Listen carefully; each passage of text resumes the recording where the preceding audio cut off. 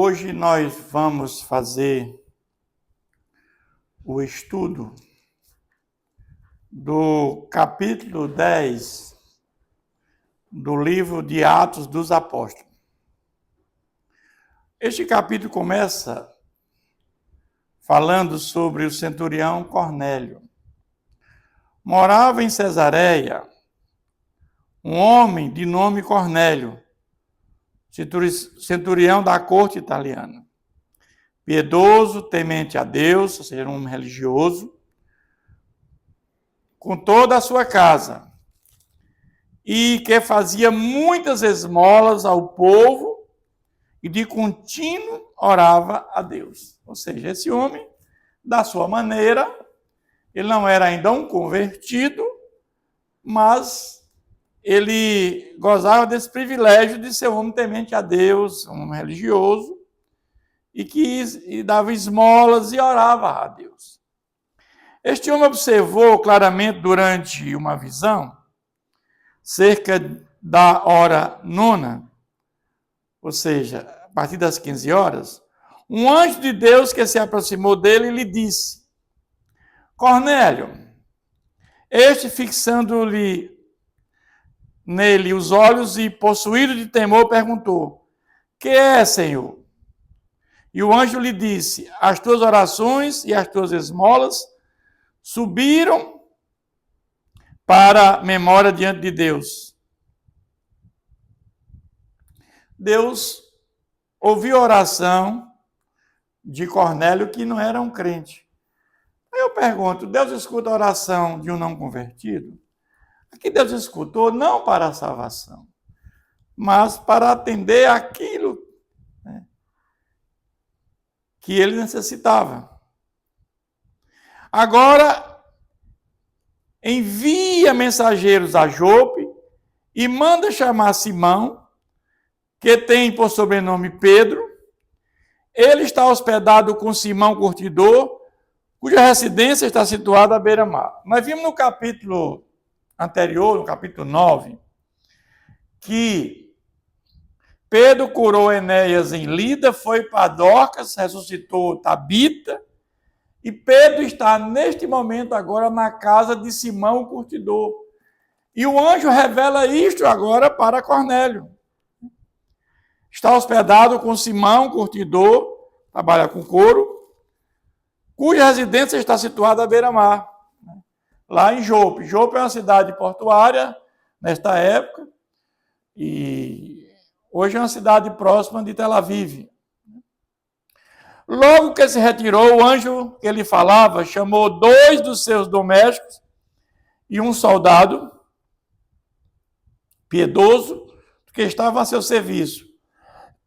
E, havendo-lhe contado tudo, enviou-os a Jope. Então, ou seja, ele pega agora esses 3 homens e envia a Jope, onde Pedro estava. No dia seguinte, indo eles de caminho e estando já perto da cidade, subiu Pedro ao eirado por volta da hora 6, a fim de orar.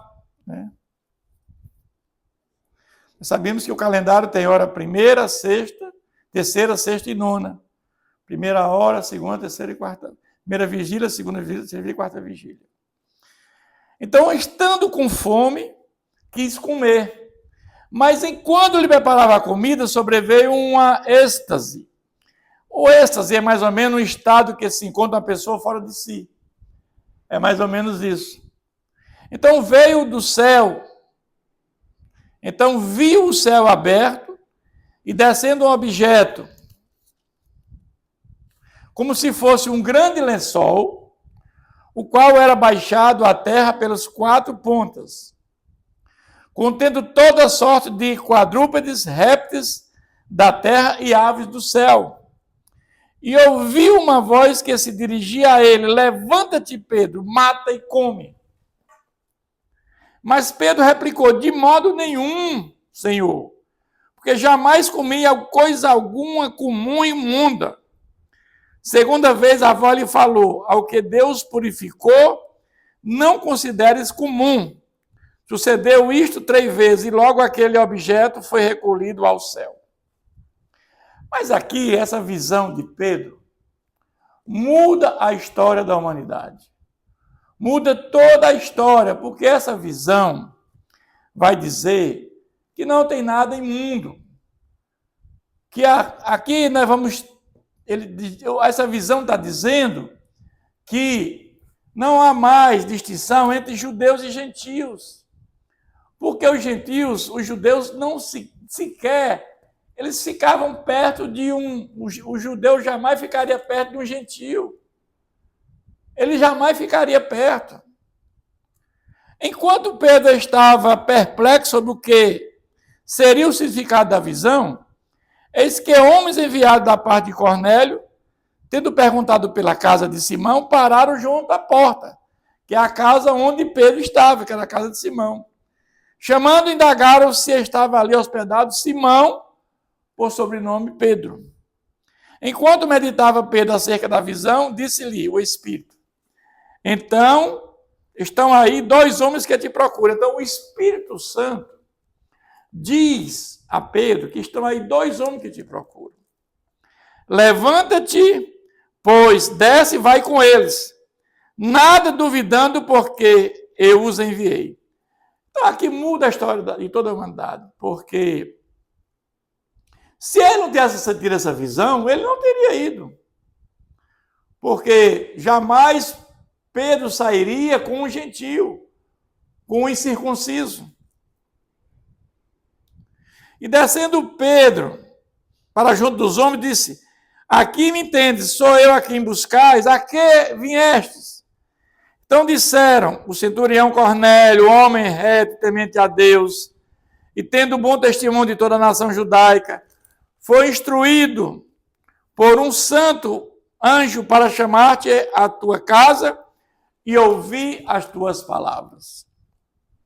E aí Pedro vai com eles. Pedro, pois, convidando-os a entrar, hospedou-os no dia seguinte, ou seja, eles dormiram, pernoitaram na casa de Simão.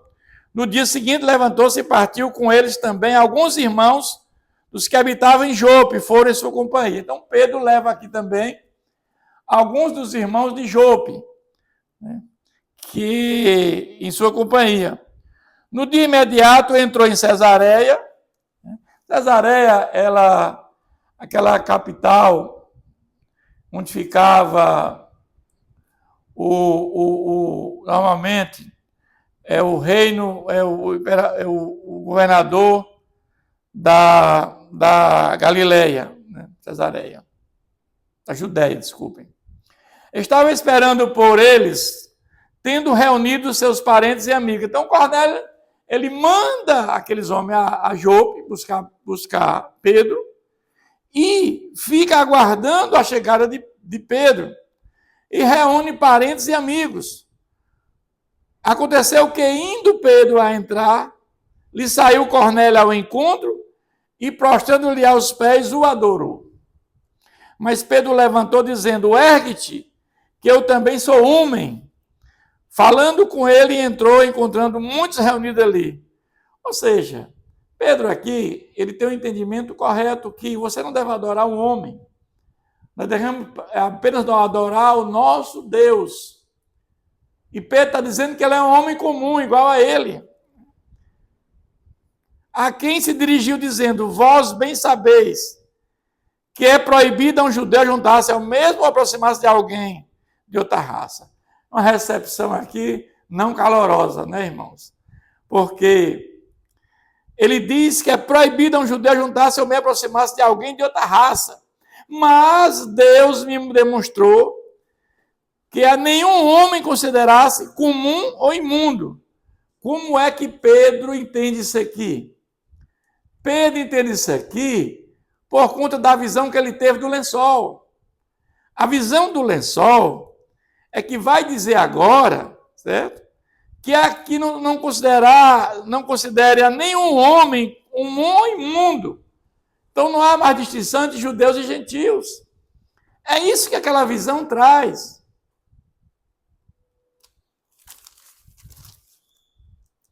O O maior milagre que o ser humano pode ter é a conversão. Conversão é um milagre extraordinário. Por isso, uma vez chamado, vim sem vacilar. Pergunto por que razão me mandaste chamar? Ou seja, Cornélio, por que tu me mandaste chamar? Respondeu-lhe Cornélio, faz hoje 4 dias. Ele agora vai contar aquela visão que ele teve. Que por volta desta hora, estava eu observando em minha casa a hora nona de oração, e eis que me apresentou diante de mim um varão de veste resplandecente. Disse, Cornélio, a tua oração foi ouvida e as tuas esmolas lembradas na presença de Deus. Manda, pois, alguém a Jope a chamar Simão, por sobrenome Pedro. Acha-se este hospedado em casa de Simão Curtidor, à beira-mar. Ela que está contando a visão do anjo que ele teve. Portanto, sem demora, mandei chamar-te e fizeste bem em vir. Agora, pois, estamos todos aqui na presença de Deus, prontos para ouvir tudo que for ordenado da parte do Senhor. Ou seja, eles querem ouvir Pedro. O que é que Pedro tem para dizer? Então falou Pedro dizendo, reconheço por verdade que Deus não faz acepção de pessoas. É verdade, meus irmãos. Deus tem prazer que todos se salvem e cheguem ao pleno conhecimento da verdade. É isso que Deus quer de cada um de nós. Evidentemente que muitos rejeitaram a Deus e muitos rejeitam a Deus ainda hoje. Por isso que a salvação é para poucos. Muitos serão condenados. Pelo contrário, em qualquer nação, aquele que o teme e faz o que é justo, lhe é aceitável. Esta é a palavra que Deus enviou aos filhos de Israel, anunciando o evangelho da paz por meio de Jesus Cristo. Este é o Senhor de todos. Vós conheceis a palavra que se divulgou por toda a Judéia, tendo começado desde a Galiléia, depois do batismo de João pregou. Ele está dizendo o seguinte, que Jesus, depois que ele completou 30 anos, ele saiu de Nazaré e foi para Cafarnaum. Ali ele foi batizado, foi tentado e começa seu ministério. Ele começa a pregar o reino dos céus e diz que o reino dos céus está próximo. Arrependei-vos. Então ele está dizendo aqui que, como Deus ungiu a Jesus de Nazaré com o Espírito Santo e com poder, o qual andou por toda parte, fazendo bem e curando a todos os oprimidos do diabo, porque Deus era com ele. Ela que está falando, né, que Jesus, ele veio trazer a graça salvadora. Que Jesus era o Messias prometido. Que seu reino era espiritual. Que o reino não era terreno, como muitos esperavam. Os próprios apóstolos tinham esse entendimento, que o reino de Jesus seria um reino terreno. Mas quando Jesus morre, ressuscita e sobe aos céus, eles tiveram a certeza que o reino era espiritual. Jesus já fez o que tinha de fazer aqui na terra. Quando Jesus voltar, ele volta como juiz para julgar. Então Jesus não vem mais aqui neste mundo para viver aqui na terra. Não há sentido nisso. Quando ele diz para Pilatos, o meu reino não é deste mundo. Ele vai dizer agora aqui, e nós somos testemunha de tudo o que ele fez na terra dos judeus e de Jerusalém, no qual também tiraram a vida pendurado no madeiro. Ele vai dizer, nós estivemos com ele, andamos com ele, nós, 12 apóstolos, acompanhamos Jesus, e eles crucificaram ele no madeiro, numa cruz, levando ele à morte. E este citou dentre os mortos no 3º dia, concedeu que fosse manifesto. Então, ele está dizendo que esse mesmo Jesus que condenaram à morte, ele ressuscitou e esteve com eles. Jesus esteve, depois da sua ressurreição, 40 dias aqui na terra e teve 12 aparições. E apareceram várias vezes esses mesmos apóstolos. Não a todo o povo, mas as testemunhas que foram anteriormente escolhidas por Deus. Isto é, nós que comemos e bebemos com ele, depois que ressurgiu dos mortos. Ele está dizendo que mesmo depois da sua ressurreição, os apóstolos estiveram com Jesus. Não há nenhuma dúvida da ressurreição de Jesus. Jesus passou 40 dias e apareceu 12 vezes. E mais uma vez ele aparece já a Paulo. Paulo vê Jesus fora de tempo. Então, para não ter nenhuma dúvida que Jesus era o Messias prometido, e nos mandou pregar ao povo e testificar que ele é que foi constituído por Deus, juiz de vivos e de mortos. Dele todos os profetas dão testemunho de que, por meio do seu nome, todo aquele que nele crê, recebe remissão de pecado. Então ele está dizendo para Cornélio, Cornélio, não há salvação fora de Jesus. Você precisa reconhecer que é pecador. Precisamos ter arrependimento verdadeiro. E confessar Jesus como Senhor e Salvador. Confessar Jesus como Senhor e Salvador. Não só como Salvador, mas como Senhor, requer obediência, renúncia. É isso que nos dá a salvação. É confessar Jesus como Senhor e Salvador. Salvação se dá pela fé em Jesus Cristo. Não há outro caminho para a salvação fora de Jesus. É isso que Pedro está pregando para Cornélio. Cornélio tinha um entendimento que a lei, é que salvava. Mas a lei é boa, é santa, a lei salvaria se cumprisse a lei. Mas ninguém na face da terra pode cumprir a lei. Jesus cumpriu a lei em nosso favor. A lei serviu de hábito para chegar a Jesus. A lei serviu para dizer que nós somos pecadores. Ainda Pedro falava essas coisas quando caiu o Espírito sobre todos que ouviram a palavra. E os fiéis que deram da circuncisão,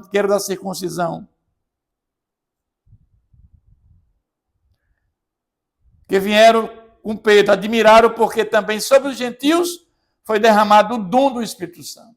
Aqui pela primeira vez o dom do Espírito Santo é derramado sobre os gentios. Pois ouviram falando em línguas e engrandecendo a Deus, então perguntou Pedro. Olha que eles receberam o Espírito Santo e ao mesmo tempo dons espirituais. Porque começaram a falar em línguas. Porque falar em línguas é quando você recebe o Espírito Santo. E esse Espírito Santo ele te dá dons espirituais. Um deles é falar em línguas. Porventura pode alguém recusar a água para que não seja batizado? Estes que assim como nós receberam o Espírito Santo,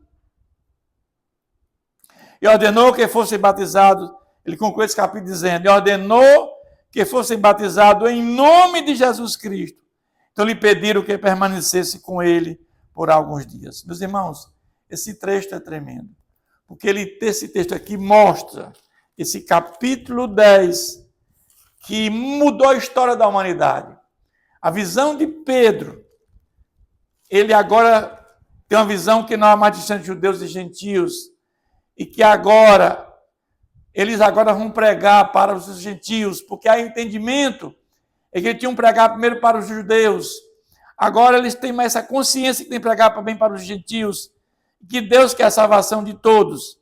E aqui nós vamos ver que o maior milagre que acontece na história do ser humano é a conversão. A conversão é um milagre extraordinário. Que Deus continue nos abençoando.